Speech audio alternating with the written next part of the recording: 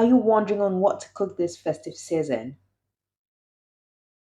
Are you planning on cooking some egusi stew but you do not know where to start from or what ingredients to put together? Chalazi's Twist has got you covered, so do not bother. Oh, I got so excited that I forgot to say hi. Hello, beautiful people. You're welcome back to my channel, and to my new subscribers, you are most welcome.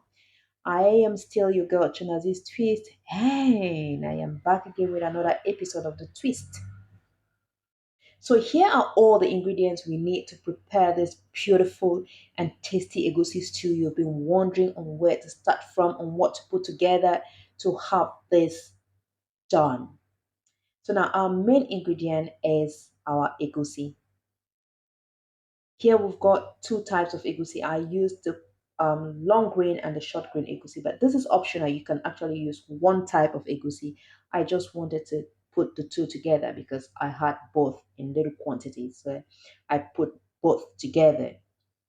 All right. So this is what we call the long grain, and then you find the short grain, or you can call them Igbo egusi. If you go to the market, you can ask for country egusi or Igbo egusi, and you'll be given the different types of egusi. So yeah, this is what the long grains look like, or the country egusi. Now, let's set that aside and let me continue showing you all the other ingredients. I want to take you step by step so you do not get confused. Now, here we've got some tomatoes. I used about six medium-sized tomatoes and some onions. Yeah, I used about one and a half medium-sized onions. Then I have some ginger and garlic. We use some ginger and garlic. Here is some basil. These are frozen basils. That's why they look that way. I got them cheap in the market and I had to freeze them. Now here we've got some dried beef. I actually got it as a gift from Nepal. Yes, I got it from Nepal as a gift from somebody. But you can use any protein of your choice. You can use smoked fish. You can use smoked beef. You can use fresh beef as well. You can use fresh chicken. Any protein of your choice. Now, we have some crayfish here. We're going to be adding some crayfish to it. All right, let's set that aside. And now we've got smoked chicken. Today I'm using smoked chicken. I got this smoked chicken from my brother's farm. It was a very beautiful gift from my brother's farm. Yeah, that's chicken. It's not turkey. It's not an ostrich. Yes, it's not an ostrich and it's not a turkey. It is chicken from my brother's farm, and it was smoked by my sister. My sister did the smoking for me. So you can see that cooking is in the blood, it's in the family. Thank you, sis. Thank you, bro, for the gift. All right. So look at the neck. Look at how it looks. So big, so tasty. Okay, so we've got this smoked chicken. Let's keep our smoked chicken aside and go on to our fresh ingredients. Now I have some red and green capsicum, and then I have some scotch bonnet peppers for some heat. I also got myself some leeks, some celery, and some parsley. So we've got leeks, celery, parsley, and basil. Those are the fresh green ingredients. Yeah. 10. I have some chicken stock here.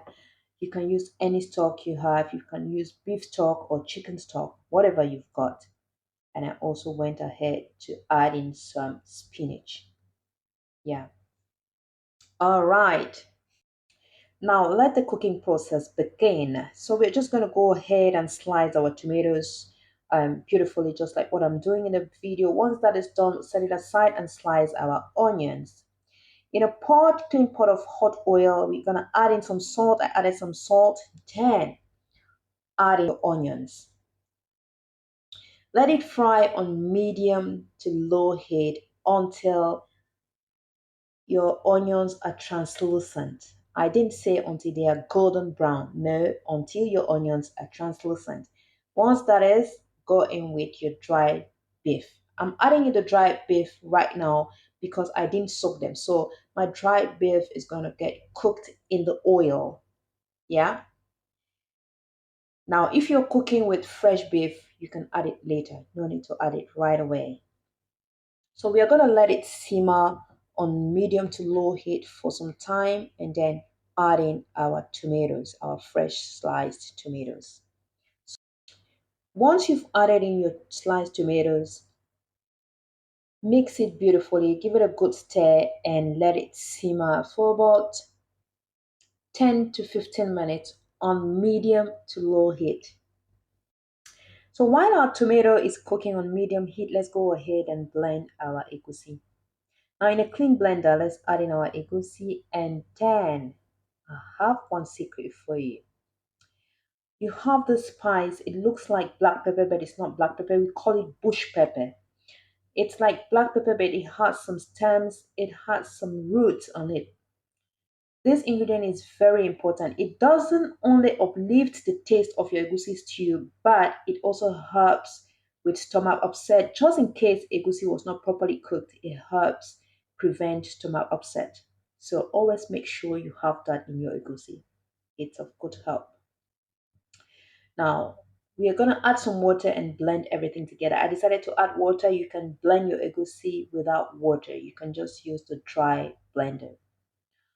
Now you can see that our egusi is beautifully blended.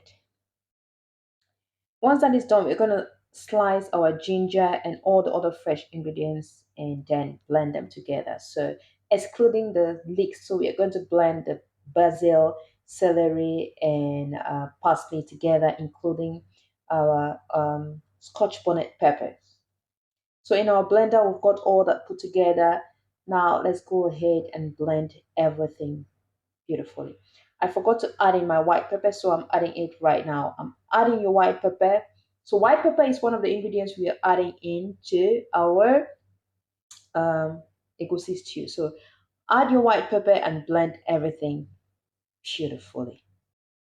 Now use a vegetable slicer to chop your red capsicum and onions. Once that is done, you set it aside as well. Now back to our pot, let's check up on our tomatoes and dried beef. Tear and add in your ground egusi. Once you've added your ground egusi, give it a good mix, mix everything beautifully, and cover it and let it simmer for about 10 to 15 minutes. Now, egusi is something that takes some time to cook. If you rush on your egusi, you might end up having stomach upset. Egusi should be properly cooked. Once that has simmered for about 10 to 15 minutes, add in your chicken broth. Now we'll add in our chicken broth, give it a mix, and then cover it again and let it continue cooking. Okay, guys? Now mix and cover your egusi, let it cook until boiling point. Once your egusi is boiling, add in your blended um, green ingredients. So just like this, add in your blended green ingredients, stir and cover it to cook again for about 5 to 10 minutes. Once your pot starts boiling again, go in with your blended red capsicum and onions. Stir and cover to cook for another 5 to 10 minutes. 10. Add in your dried ingredients. Now for our dried ingredients, we added some thyme, some curry powder, and our homemade dried seasoning. We are not using any Maggi cubes. Yeah. Then we went in with our crayfish, half of the quantity of crayfish I presented to you. I'll be using the other half later. Now mix everything beautifully and go in with your protein, be it meat or chicken or fish. So I'm adding in my smoked chicken. So once I added this smoked chicken, I'm going to let it cook for about 25 minutes because I did not soak my smoked chicken. Now, guys, this is what our egusi stew looks like after cooking for about 25 minutes. We're just going to go ahead and add in some chopped leeks, sliced capsicum, and the remaining portion of our crayfish. Stir it again and let it cook for 5 more minutes. 10. This is what it looks like. Our egusi stew is ready, but we need to add in our grains. So I'm going to add in my sliced Spinach. Once we add in our spinach, we'll just let it cook for about 3 to 5 minutes because we do not want our spinach to overcook. We need those grains to be a bit crunchy in our stew. So we won't let it to overcook. About 3 to 5 minutes, and that's it. So give it a good mix and cover it and let it simmer on low heat. The 3 to 5 minutes should be on low heat. Taste and adjust your season, and bon appetit. Our egussi stew is ready. Yeah. So give it a good mix, cover it, and then this is what it looks like after about 3 to 5 minutes on low heat. Oh my God. Oh my goodness. Oh my goodness.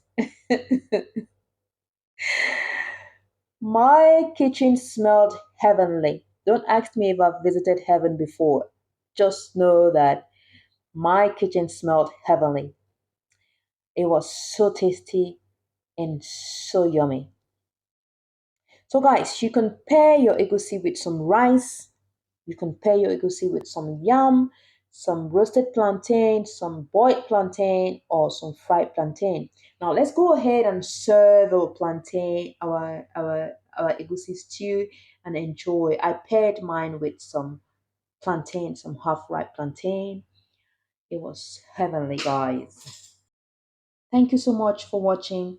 And please do not forget to like, comment, and share my videos. Please do not forget to subscribe if you've not done so yet. And get ready, stay tuned for another episode of The Twist.